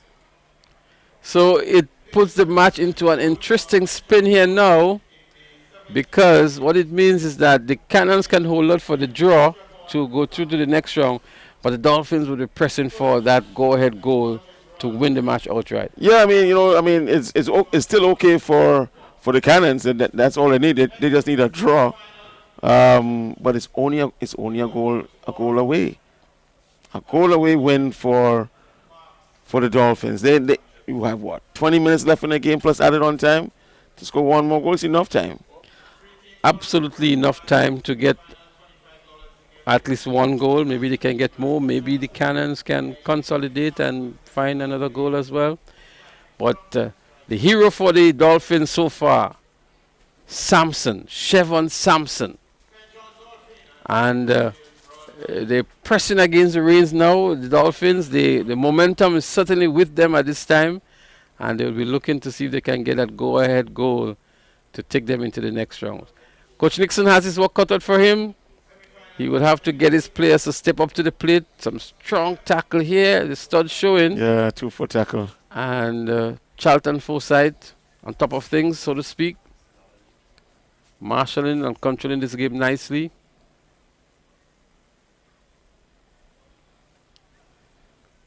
Yeah, you can see greater purpose in the Dolphins from the resumption of the game.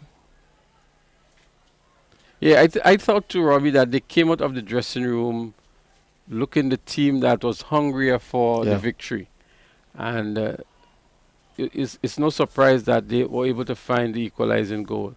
That's the man who scored the equalizing goal, Shevon Sampson. Now we see Jamal Charles coming forward, and almost a mix-up here between the defender and the goalkeeper. But danger averted at the end of the day. So if you can get Sampson and a Charles, as well as a Shamine Williams, to get the act together here, we maybe can see that go-ahead goal. Yeah. But I'm sure Coach Nixon Modest and his Cannons have different ideas and different thoughts about the situation. As we see Charles again, some good passes now being put together by the Dolphins. Charles looking to play this one across the goal. Not much support inside of there, but maybe that was the best option he had on that occasion. Jamal Charles. Cross comes in. Sampson has it inside of the penalty area, but the back on goal and trying to gain full possession of the ball. Been hustled in the process. It was good defending there by Raheem Griffith. Cannons come forward again. Looking to put the pressure on all the time. Winning a lot of possession, picking up all the loose balls as well at the Dolphins. Cannons may just need to slow things down a bit here.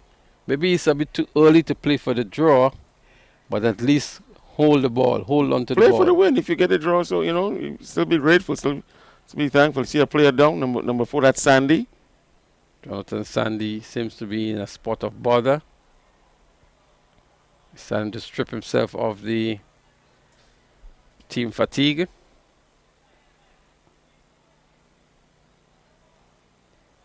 Jonathan Sandy might be encouraged not to eat up too much time on the clock in doing so.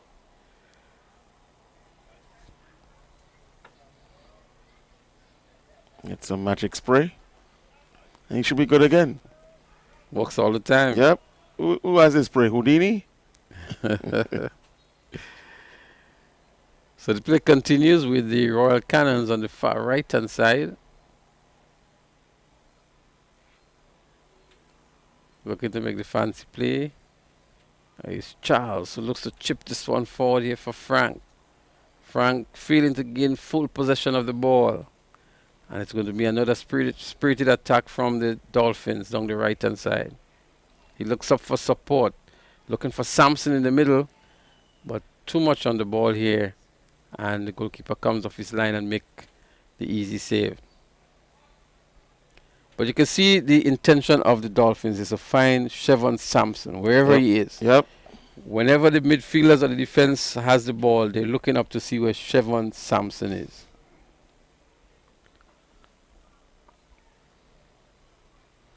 Good defensive work here by Shaman Williams. Probably Coach Modest probably needs to change it up a few subs, you know, probably get some fresh legs on, with a new strategy. So the introduction of Roland Lord so far. Roland Lord, who was not in the squad for the first game. Well, you've been asking for an Al Romain or a Clinton Jones or Benjamin Etienne. Yeah. These are some of the options that Coach Modest has. Because he has made 2 changes to the 18-man squad. So out goes Henson Coffey. In comes Roland Lord. And also who came in is Christian James. He replaces Pascal. So Pascal from Springs, he's out, and Roland Lord also is from Springs. He's in. On the other side of the table, Robbie, it'll be very unfortunate if the likes of a Chad Phillip is not allowed back on the field because of some administrative issue on the team sheet. That'll be quite unfortunate. He should have been allowed to play. I mean, a lot of things just didn't go well in this game because the players came back on with a different shot with different numbers. Well, I just hope it's not a situation that that the Royal Cannons, they are playing in the same uniform that the U17 just played with. I mean, in light of all. Well, I hope that's not the situation. I really hope so. Charlton Forsyth, the man presiding here and staying on top of situations as we see some strong and physical tackling here between Sandy. Sandy's been asked to calm down a little bit here by Forsyth.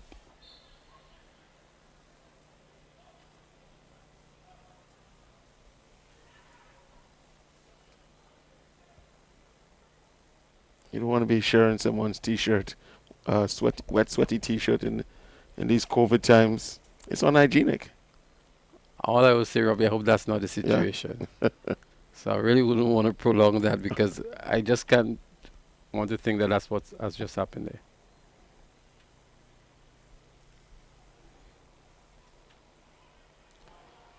So it's a 1v1 situation here, and that might just be goal number 2. It is indeed going to be goal number 2 for the Royal Cannons, and doing so with some style as well, with some attitude and some showmanship. Roma Frank in the 78th minute. An advantage back to the Cannons. Cannons 2 goals to 1. And with maybe 10 minutes, just about 12 minutes to go, But it's that. under 12 minutes to go, there would be some time added on for stoppages. It might be a telling story for the Dolphins at this stage of the game. I'd love to see where the pass came from. It was a beautiful through ball.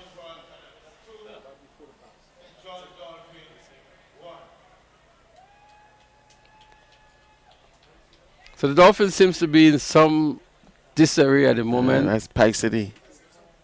They seem to be gesticulating and pointing fingers in all directions. Not too sure what has happened to Pike City here.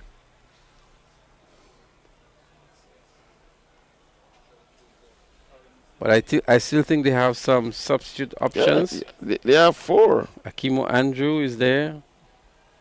Dwight Joseph. Shane Charles could be an automatic sub there for Pike City. Pike City seems to be in a state of bother. May have to be stretchered off the pitch. I hope it's not something too serious. Seems to be a facial injury.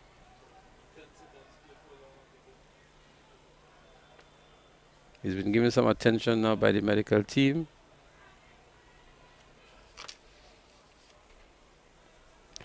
But these are the things that happen, Robbie, when you pushing for that go-ahead goal. You expose yourself to the back, and teams can really capitalize on that. And that may have been what has happened here for the Dolphins. Because they were having momentum with them.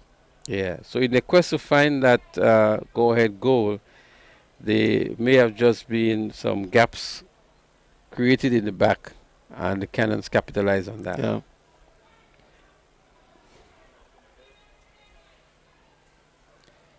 So we hope it's not something too serious that has happened here to Pike City. And he will be okay once he's been given the right medical attention. We see Dr. Cornwall there.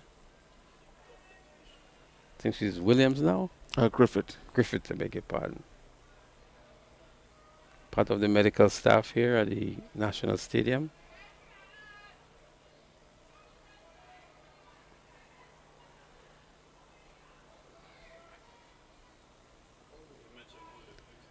So it's 2 goals to 1 in favor of the Royal Cannons of St. George's in the decider game against the St. John's Dolphins. We just saw moments ago the go-ahead goal by Roma Frank. A 1v1 situation with the goalkeeper, wronging the goalkeeper nicely. And a little bit of showmanship and so as well.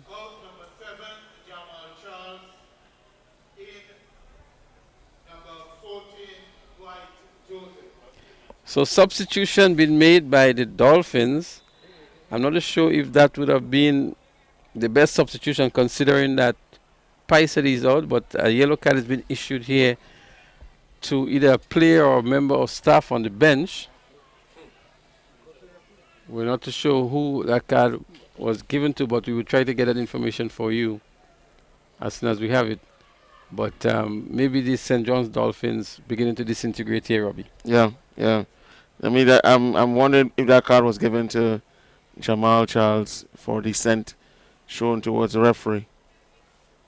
Yeah, that may have been the issue there as well. So in came Dwight Joseph for Jamal Charles. Yet to have a substitution made for Pike City. Here is Jeshron Charles down again.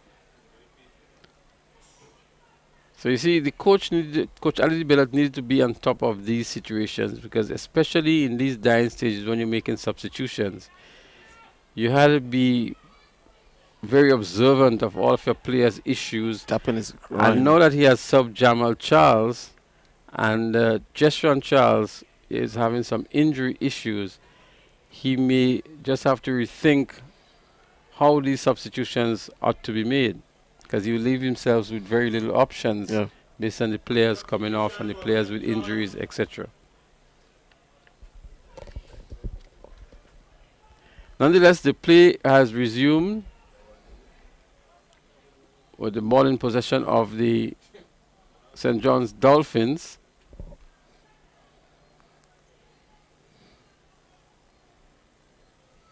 It might just be a short-lived tournament for the Dolphins. They're trailing 2-1. And this is their final game in the group stage, a match which they must win in order to make it through to the semi-final stage. A defeat for them here this evening would be curtains call for them in the tournament. Another substitution being made by St. John. So that's Chaval Joseph. He comes in for Jeshron Charles.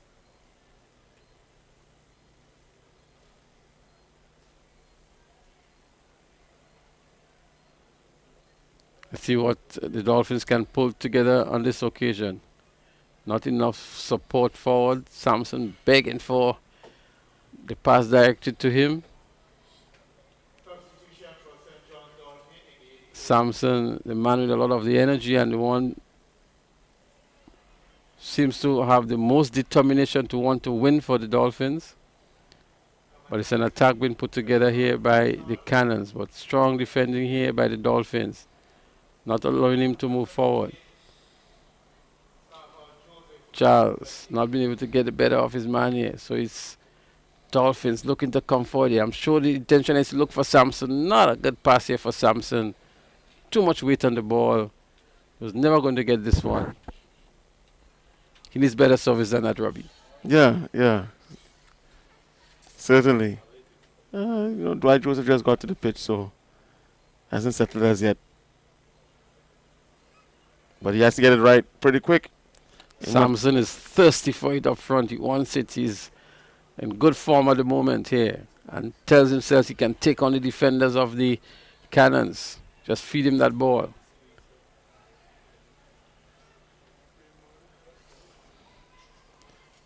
Dwight Joseph being summoned by the referee here. He seemed to be confused, but he threw an elbow. He threw the elbow on Raheem Griffith. So why is he so surprised?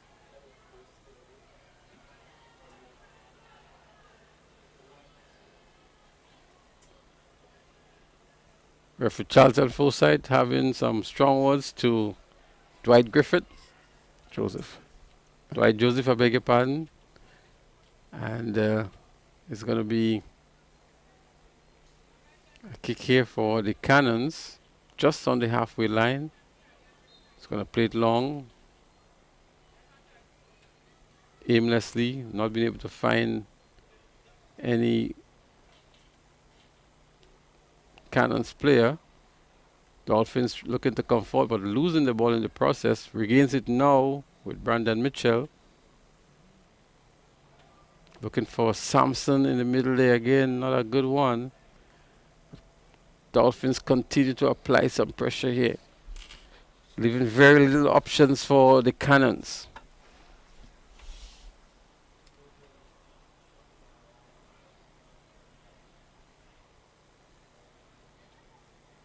It's going to be dangerous, a corner kick.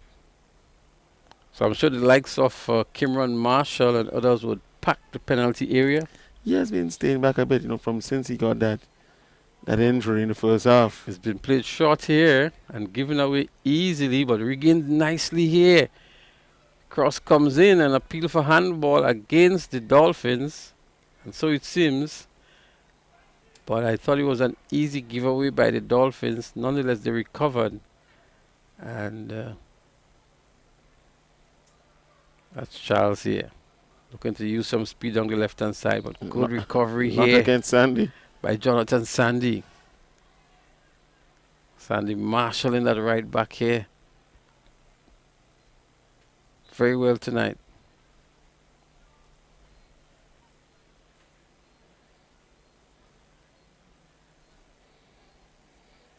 So there's another substitution.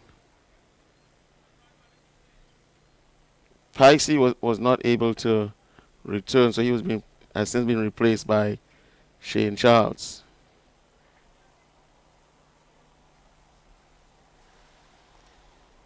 Cannons on the right hand side. Runs his man nicely, gets past Brandon Mitchell quite easily. But the cross was not a good one, and quickly reset here by Houston for the Dolphins.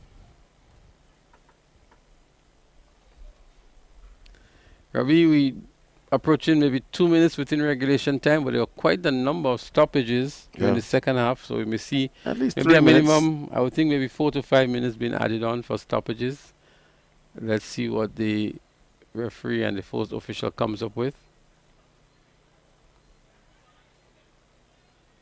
Again, Dwight Joseph playing with the arms, flaring away from his body. Been cautioned about it already. Play a bit selfish as well, because I really thought he should have swung the ball to the left-hand side. Marshall is going to send this one long, I'm sure. Dolphins still enjoying some possession here. Sampson must be the target at some point in time. You just saw Damian Ross. He's been a bit quiet for this half.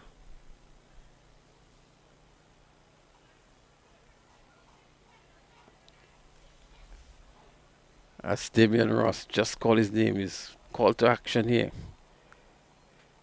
Chip comes in here looking for. That was Sherman Williams. Yeah, some brotherly love there. Sherman to Sherman. And a better touch on the ball, Robbie, may have spelled some danger here. Maybe a first touch on goal. And as if he got upset that he thought that it should have been a corner instead. And he might be right. Fully so too, because it came up from the boot of Griffith. Well, referee not picking that one up. He made a mistake. It's human error, right? But I would think Charlton had a pretty much decent game today. Had quite a number of physical tackles, but no terrible calls, I would think.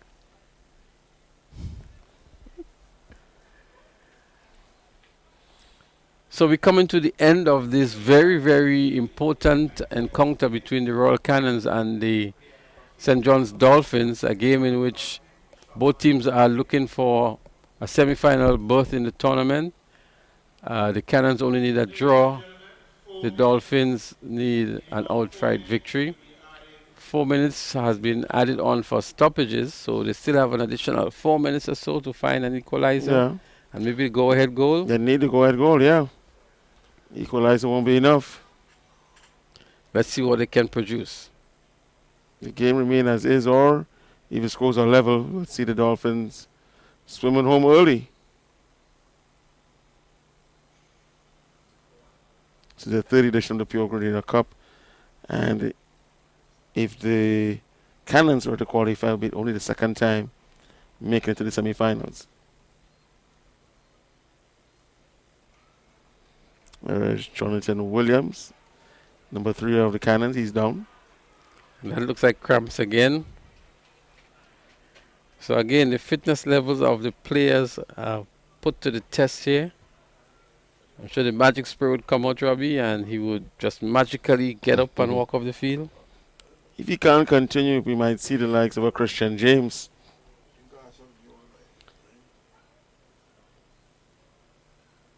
Marshall is more or less referring to time wasting, accusing Williams of time wasting. And that's the effect of the magic spray.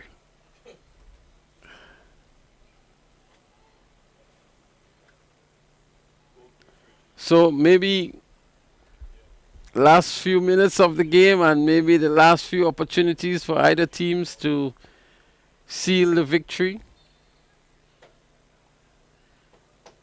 The St. George's Cannons behind the 8 ball, I would think, at the moment. Not good service here again.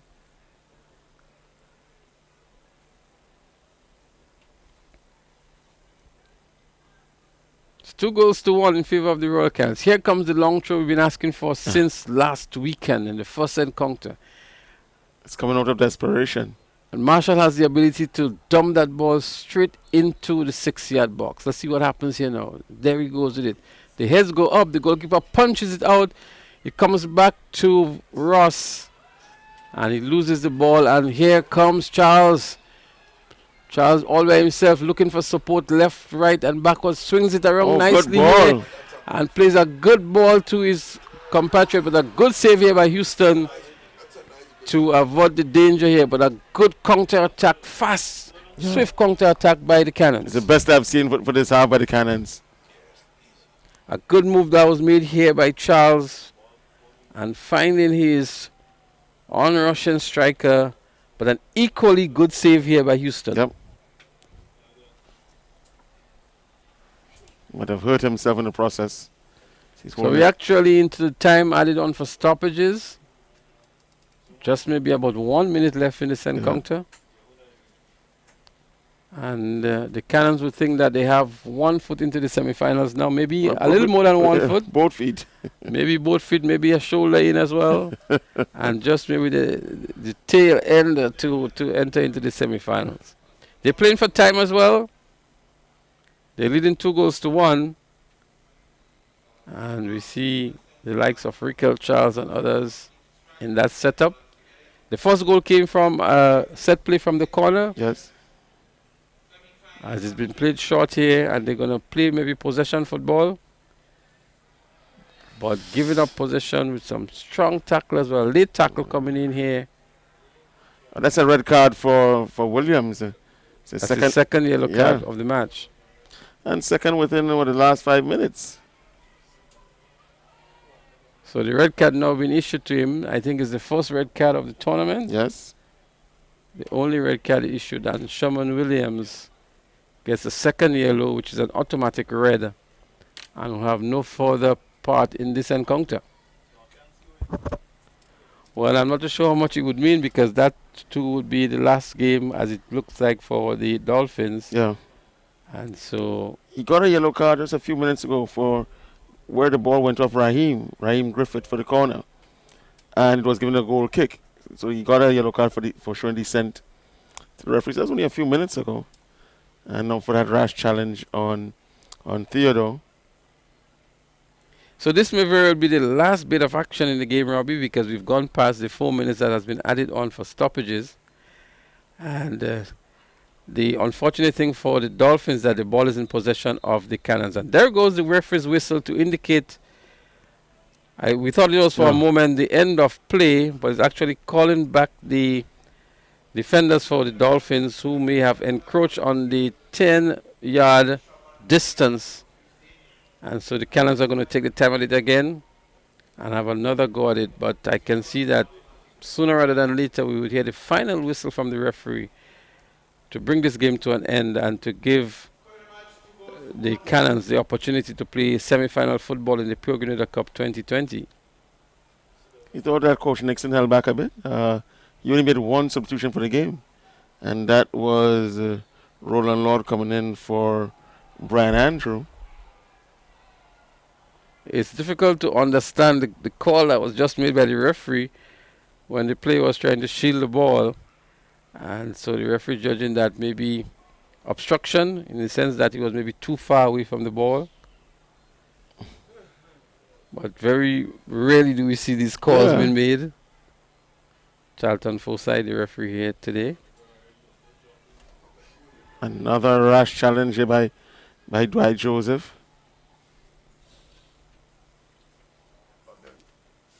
The game is getting a bit out of hand. Another strong tackle coming in here from the Dolphins. Maybe if we should just blow it off. Not much more at stake here. Yeah, we're about 5 minutes, almost 6 minutes into added on time. It's getting a bit too physical. Even if the Dolphins score, they'll be out. I mean, blow it off. You can see the intention here. The Cannons have not much more interest in trying to find another goal or trying to move forward. The Dolphins still trying to gain possession of the football. And let's see what happens here now as they look to come forward. Marshall is going to make the long searching kick for Sampson. Sampson nowhere close to this one. Finally, the referee whistle goes.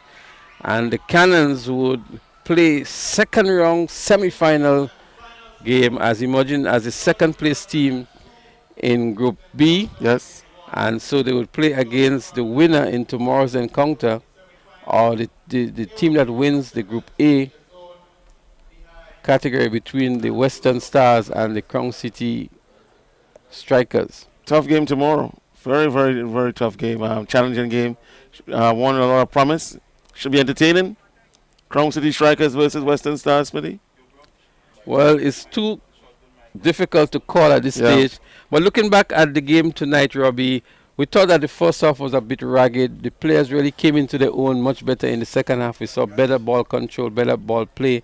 I thought that the Dolphins came out of the locker room with a lot more purpose and a lot more energy. Yes. And were looking for that equalizing goal. They were able to find it. And unfortunately for them, the Cannons were able to come back and find the go-ahead goal to seal the victory in the end. Well, they were firing. It's good to see them winning. They have had their struggles throughout this tournament, and they would need that victory to go into the semifinals with a confidence boost. Although I thought that Coach Modest played a bit conservative in the second half, and that was what I expressed even through having 5 available subs, only using 1, using his flank players. So let's see. I mean, congratulations to the Cannons. I guess for them is on to the semifinals. Yes, semifinals, here they come. As a matter of fact, they'll be waiting to see who would be the winners of the game tomorrow to know who they will be playing against. Who do you think they'll prefer? I don't think the Cannons can make that call. The Cannons not in a position to make that call. But nonetheless, it was a day of great football action. We saw the first game between the under-17 and the St. David's Top Strikers ending in 2 goals each. Both teams ending up the tournament with 1 point. But the U17 with a superior goal difference, and they will take the 3rd spot in the group. The second match between the Royal Cannons and the St. John's Dolphins, a match that needed to have a victory by either team to confirm their position or their place in the semi-final stage. In the end, it was the Cannons that prevailed with a 2-1 advantage. And looking at the stats, we see the Dolphins goalkeeper being called to put off 10 saves as against 4 by the Royal Cannons goalkeeper. There was only 1 red card issued in the match, and that was issued to Sherman Williams, having received a 2nd yellow card, the only red card in the tournament so far, and something that the Dolphins would need to work on. Coach Ali DeBellot and the likes will have their work cut out for them when next the tournament comes around, but for now, it's goodbye to the Dolphins, and the Cannons look forward to the second round. Robbie, your final thoughts on the game? Lack entertainment, lack proper structure. It was a bit disappointing that you didn't see that good spirit of the game. You didn't see proper tactics being displayed by both teams. You don't expect a lot more, but it's football, and sometimes your form may drop. And let's hope that, especially in the case of the Cannons who progress to the semi-finals, that they can improve for the next game. Robbie, my final question to you: if you were to pick a player of the match, who might that be? Tough one. So we had, for example, Aroma Frank 78 goal. We also had Kwesi Theodore 44th goal, and I say Raquel Charles for the Cannons, and probably Shavon Sampson for the Dolphins. Definitely, Shavon Sampson would be for the Dolphins, and it's difficult again for me to go, but I will go with Aroma Frank for the Cannons. So, viewers, we want to leave you at this stage here. We urge you to join us again tomorrow for more action in the match between the St. Patrick's Crown City Strikers and the Western Stars from St. Mark's. We bid you farewell and ask you again, please rejoin us tomorrow. On behalf of Robert Samuel I, I'm Leslie Smith saying so long and see you tomorrow.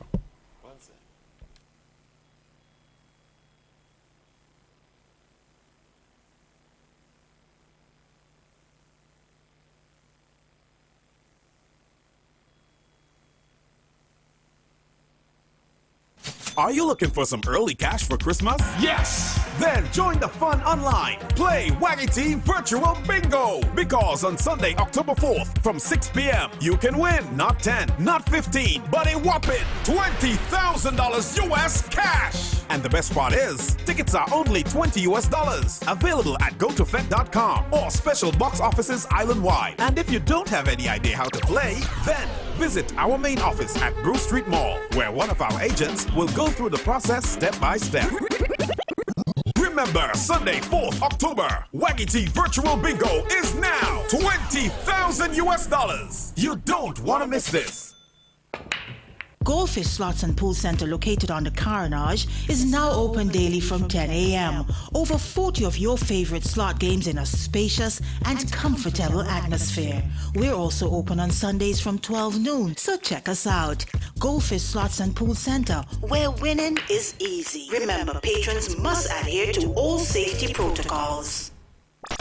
Are you looking to rent chairs and tables? Then call waggy-t Rentals. We rent tables and chairs for any event. We have 7 different types of chairs: plastic, folding chairs, gray and white, resin white chairs, conference chairs, even Chivari chairs in gold and white. We also rent 6 feet and 8 feet rectangular folding tables, 4 feet and 5 feet round tables, and even cocktail tables. Give us a call at 444-RENT. That's 444-7368. Or visit our office at Frequente Industrial Park, Grenada, St. George.